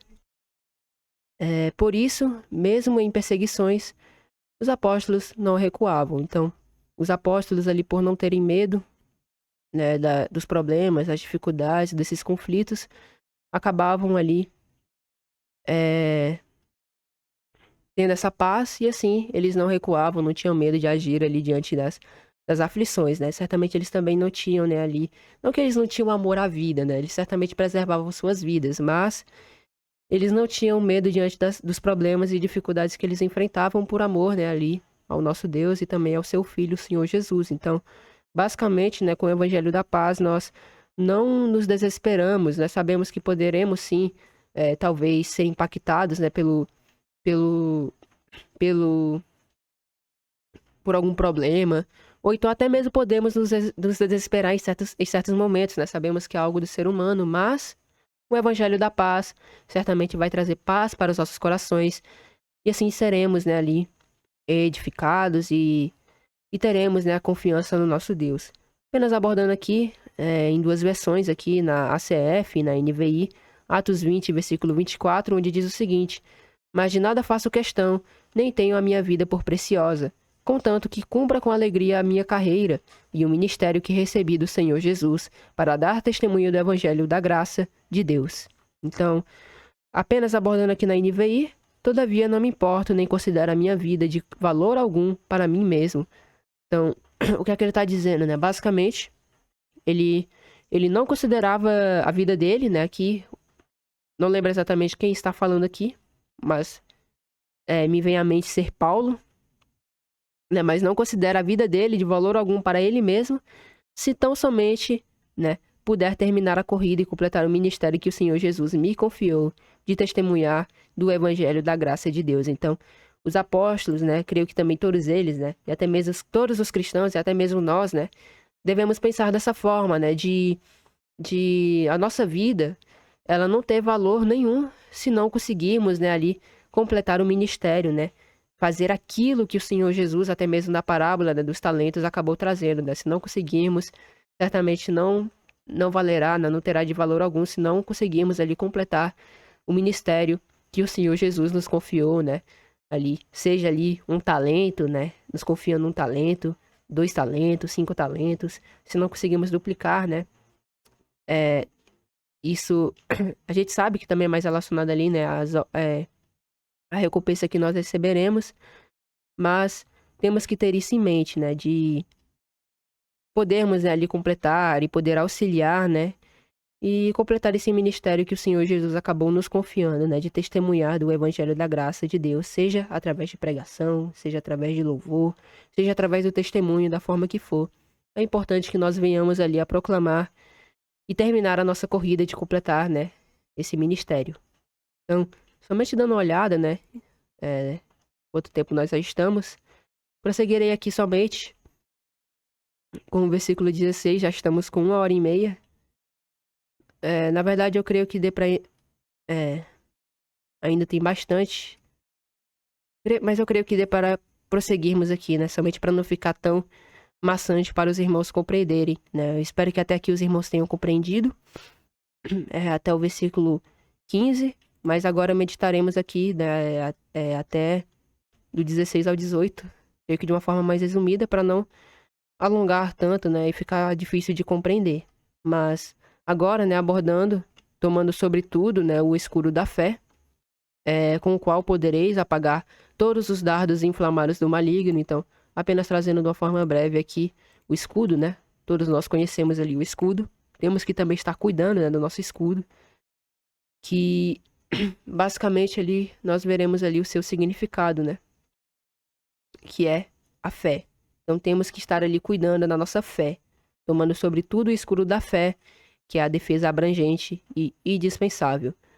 A expressão sobretudo não quer dizer que o escudo é o mais importante do que as outras peças, mas que ele é essencial em todas as situações e atua como proteção móvel que pode ser posicionada contra o ataque vindo de qualquer direção. O escudo romano ao qual Paulo faz referência era grande, quase do tamanho do corpo, feito de madeira reforçada com metal ou couro. Ele podia proteger não só o soldado que o carregava, mas também quem estivesse a seu lado, quando em formação de batalha. Sabemos ali a formação, né, ali do Império Romano, né, ao entrar em guerra. Isso aqui é um exemplo de um escudo, né, breve, mas creio que no geral, a gente pode até pesquisar aqui, é, Império Romano em formação,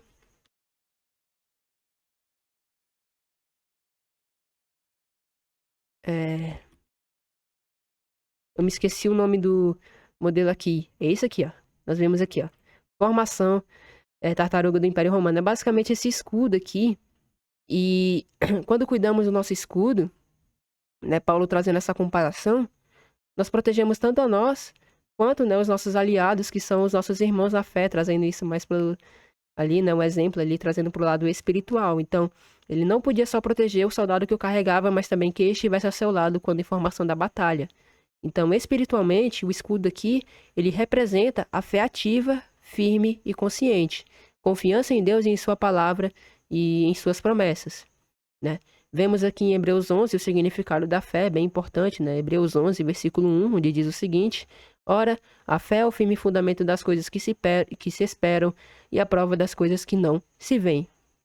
A fé não é otimismo ou pensamento positivo, mas uma certeza viva que repousa, né, em quem Deus é e no que ele disse. Então, a fé é basicamente a certeza de que receberemos, mesmo que não estejamos vendo, né? Porque a fé é a prova das coisas que não se veem. Então, essa fé também, ela protege, né, os nossos irmãos. Através da nossa fé, a gente pode edificar os outros irmãos, né? Por exemplo, um irmão que crer ali, a gente pode ver até mesmo o Senhor Jesus, né? O Senhor Jesus ali, ele, né? A gente vê em filmes, né? Representações ali do Senhor Jesus, né? Os atores, podemos ver, se eu não me engano, até na Bíblia, né? Vemos ali Jesus se impressionando, né? Ali, com a tamanha fé daqueles que iam até ele, né? Ali, pedir por cura. Então, a fé, ela também traz ali, além do bom testemunho, né? Diante das outras pessoas, né? Se, por exemplo, nós estamos passando por uma dificuldade e temos uma pessoa que não é ali da nossa fé, e ela vem conversar com a gente, só que a gente vê que é algo muito difícil de se vencer e nós demonstramos a nossa fé, a pessoa ela pode ver e olhar para aquilo e olha como essa pessoa tem fé, ela confia mesmo no Deus dela, então, né, claro, o nosso Deus, né, em geral. Isso trazendo para um bom testemunho, então a fé também ajuda a dar um bom testemunho. Então, é importante que nós venhamos também a ter ali uma fé, né? Uma fé bem grande, na verdade. Ter ali uma fé, né, ali do tamanho do grão de uma mostarda que se alastra ali, né, por todo o campo. Então, a fé, ela vai servir ali como defesa abrangente e indispensável, né, com o qual podereis apagar todos os dardos inflamados do maligno, que são ataques sutis e perigosos. Paulo, ele descreve os ataques de Satanás como dardos inflamados, isto é, flechas incendiárias lançadas à distância com o objetivo de provocar destruição, medo e pânico. Isso representa setas visíveis, invisíveis que atingem a mente e o coração, que são dúvidas, tentações, acusações, pensamentos impuros, medo, desânimo, confusão, orgulho, ressentimento, são alguns exemplos. E esses ataques não são físicos, mas mentais e espirituais, e vêm de forma súbita. E o que apaga esses dardos é a fé. E podemos criar aqui, né? Mas por que que a fé acaba aí, né? Apagando esses dardos? Porque a fé, ela nos ancora em Deus e nos impede de reagir com base no que sentimos ou vemos, né? Como diz aqui em 2 Coríntios, capítulo 5, versículo 7.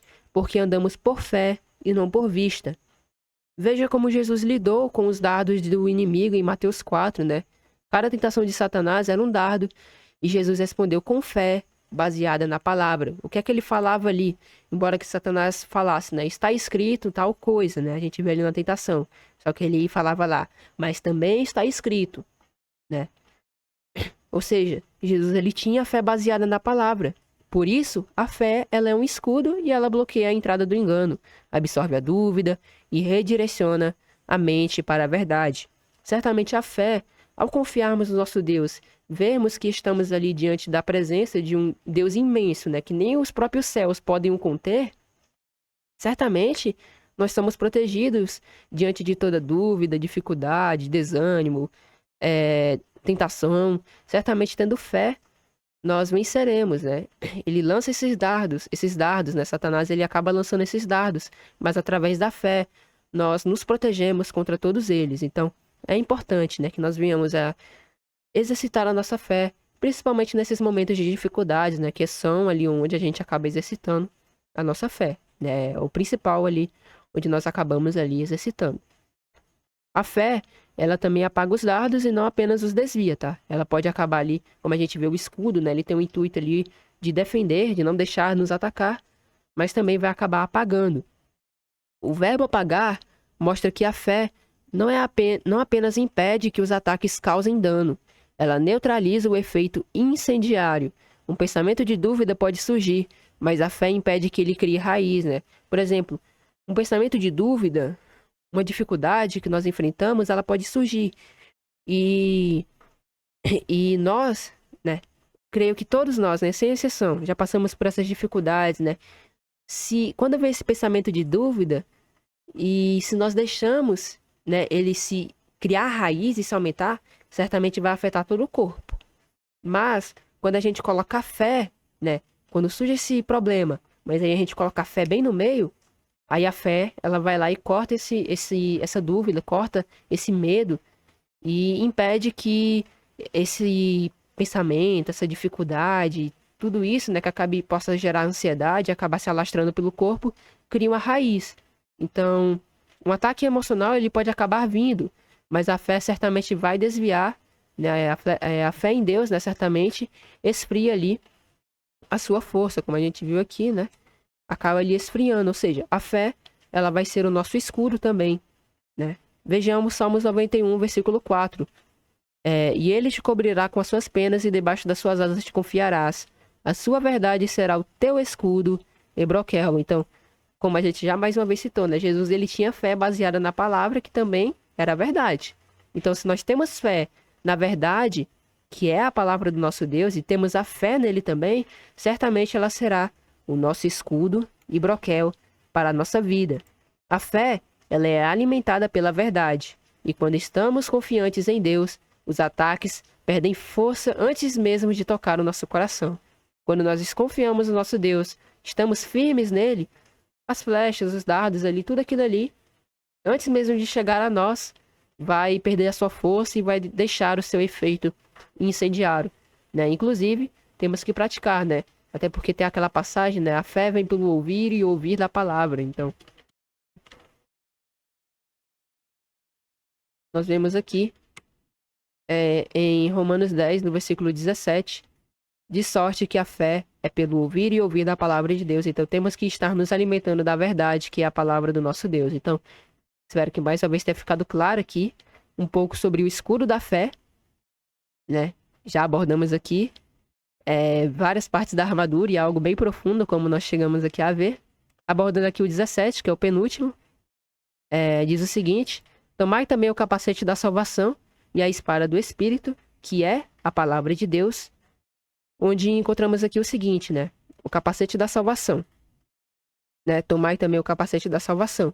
O capacete, ele protegia a cabeça, a parte mais vulnerável do corpo em relação aos ataques fatais.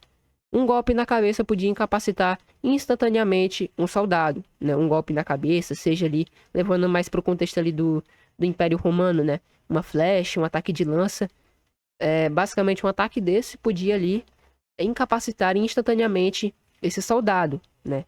Trazendo aqui mais pro lado espiritual, sem o capacete da salvação, que é a esperança ali na salvação, né? Ali, a esperança de que seremos salvos, certamente ali um ataque, né? Ali nessa região, né? Que por estarmos fracos nisso, pode acabar ali nos incapacitando, né? E acabar afetando todo o corpo em geral. Na aplicação espiritual, o capacete ele representa a salvação como proteção da mente e da consciência do crente. Paulo está dizendo que a certeza da salvação e a esperança no que ela traz são escudo contra confusão, engano e desespero. Essa ideia se fortalece em 1 Tessalonicenses 5, no versículo 8, onde Paulo é mais específico. Ele diz o seguinte: mas nós, que somos do dia, sejamos sóbrios, vestindo-nos da couraça da fé e do amor. Mais uma comparação aqui, né? Couraça da fé e do amor agora. E a gente disse, né? Que esses aqui são alguns exemplos ali. Na verdade, creio que citando agora, né?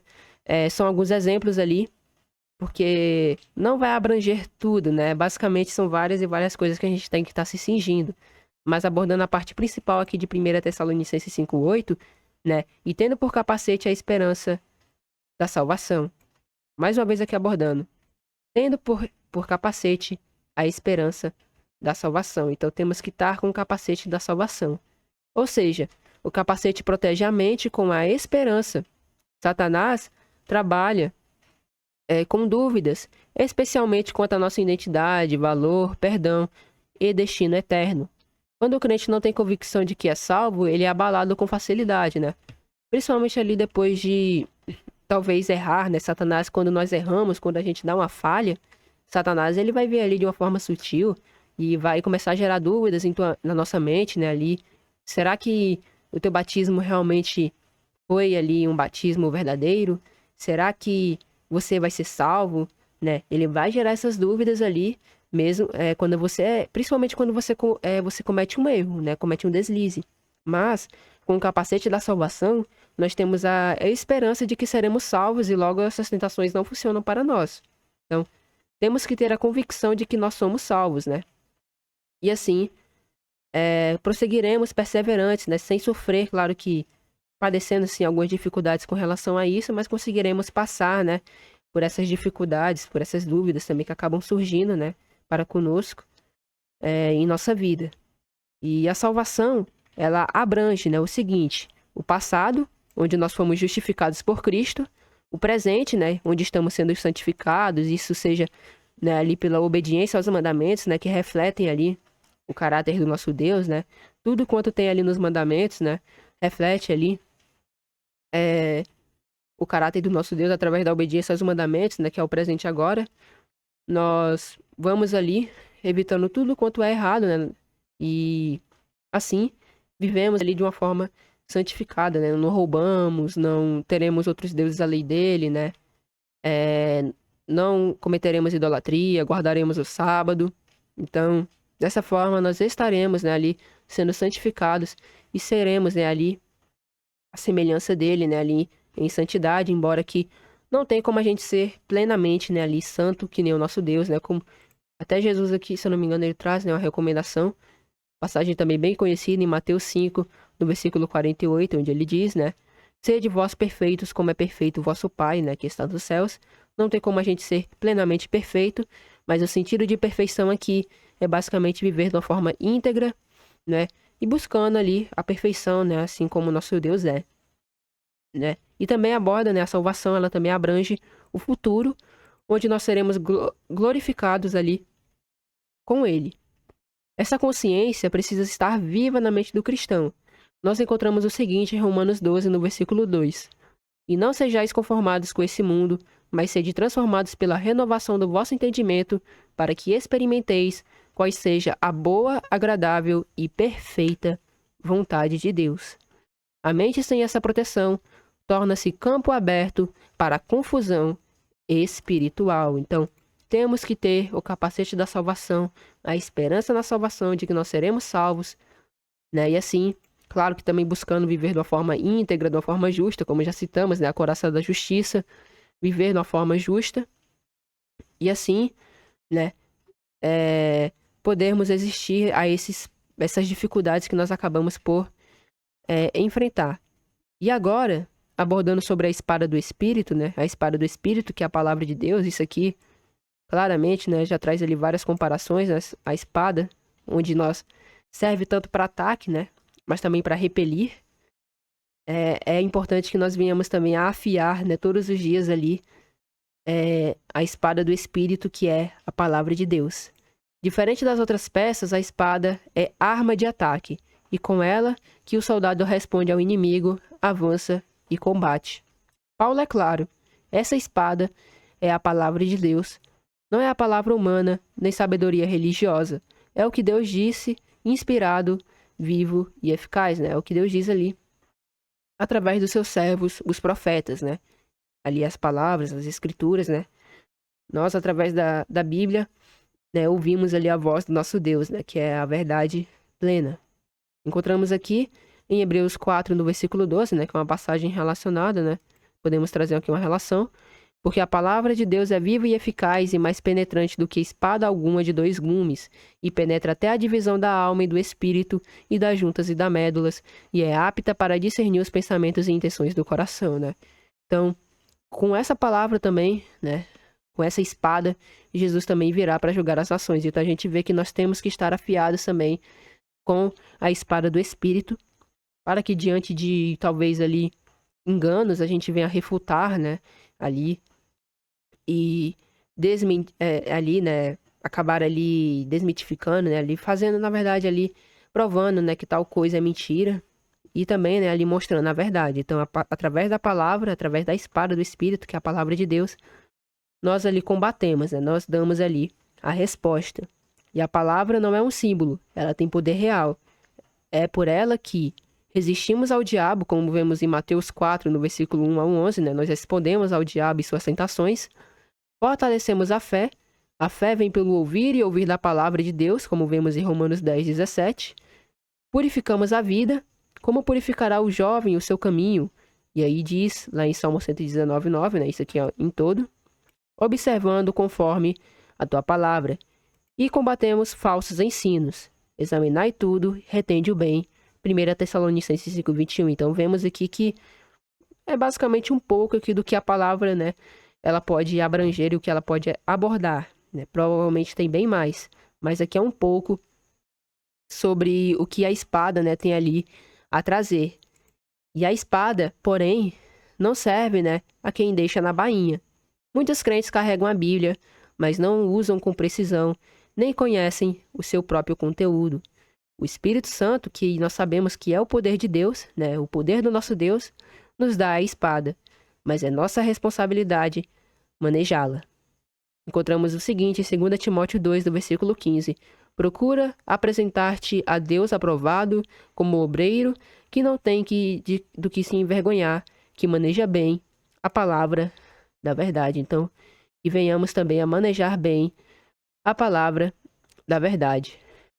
Então, abordando aqui apenas agora, né, a conclusão, já estamos partindo para o fim, né, estamos com quase 2 horas, né, para finalizarmos aqui, partimos para a conclusão. Agora abordaremos, né, orando em todo o templo, que é uma exortação que Paulo traz aqui, né, na finalização, ao terminar de abordar sobre a armadura de Deus, onde encontramos o seguinte, em Efésios 6, versículo 18. Orando em todo o tempo com toda oração e súplica no Espírito, e vigiando nisto com toda perseverança e súplica por todos os santos. Orando em todo o tempo significa uma oração contínua e não ocasional. Paulo não está dizendo que devemos estar ajoelhados 24 horas, mas que a nossa vida deve ser marcada por um espírito constante de dependência, diálogo e comunhão com Deus. Basicamente, todo momento ali a gente vai estar em oração, né? Embora que não seja assim de joelhos, embora que não seja ali, né, no secreto, na nossa mente nós estaremos em oração, né, ali. E é isso que Paulo está trazendo aqui, né? Orando em todo o tempo, ou seja, tendo na nossa mente ali, tendo uma conversa, né? No diário, fazendo as atividades, né? Como eu posso fazer isso aqui? É algo que eu vejo que muitos irmãos também fazem e eu também tento aplicar em minha vida, né?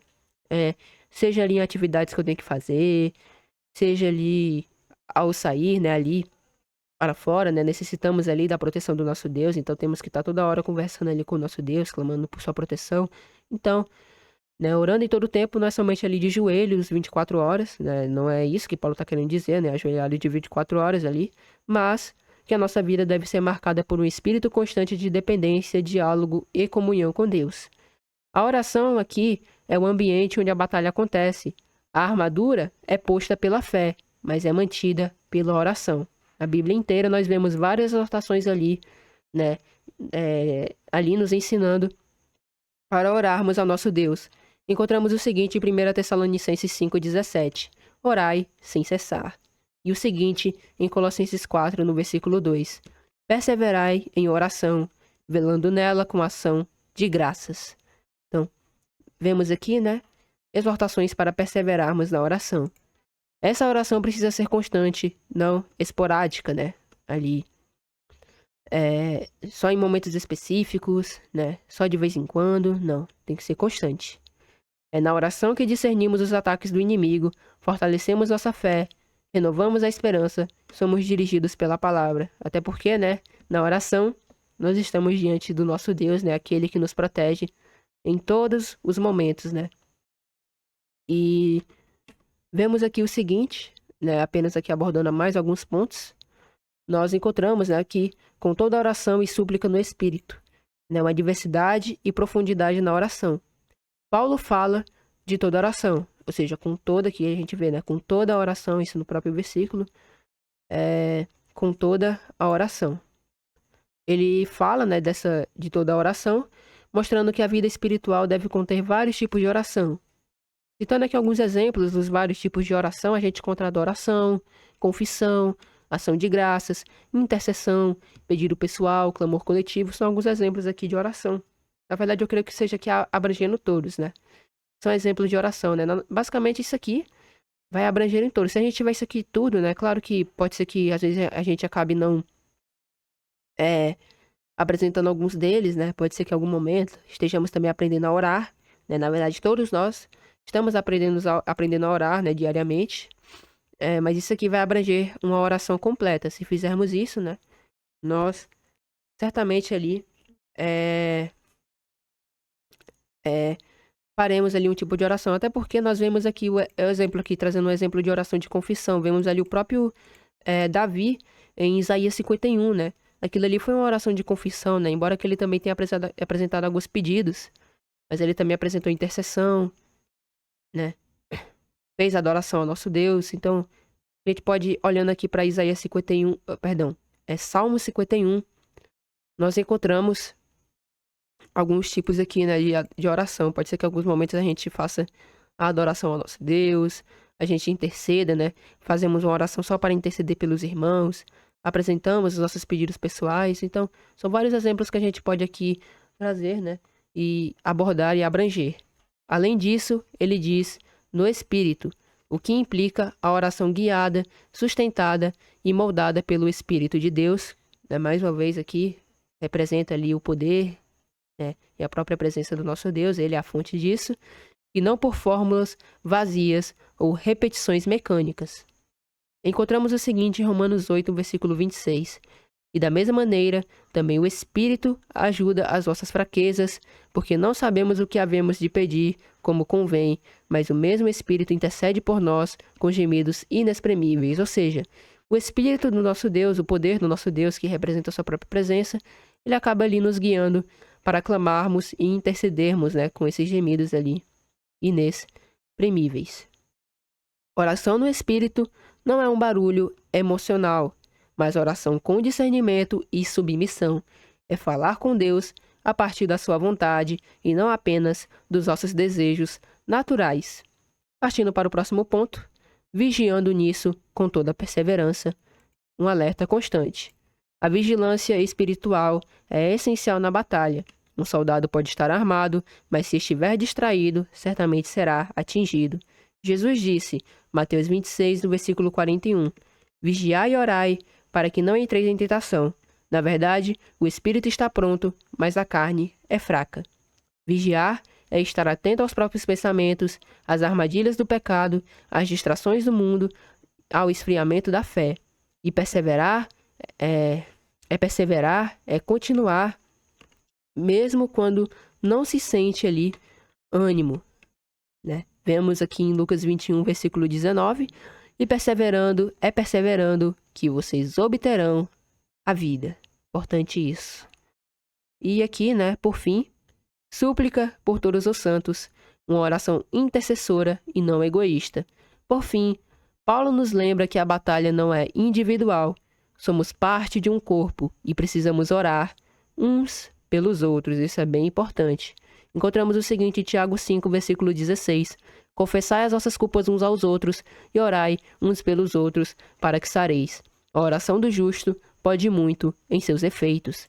O cristão maduro não ora apenas por si mesmo. Ele carrega as dores e lutas da igreja, intercede pelos missionários, pelos fracos, pelos perseguidos, pelos que estão caindo, pelos que estão lutando.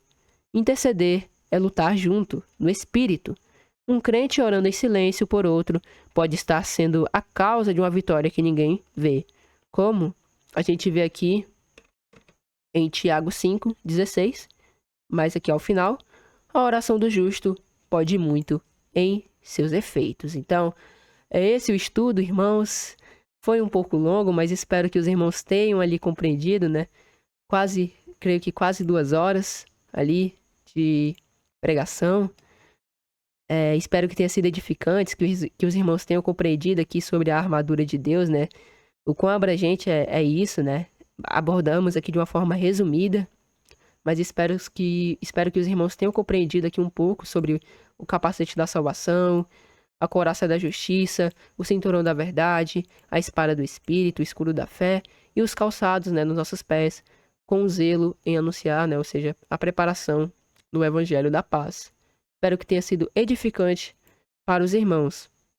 Ao longo dessa passagem, aprendemos que a vida cristã é uma batalha espiritual contínua, né? Uma batalha espiritual contínua, e que Deus, em sua graça, não nos deixou desprotegidos.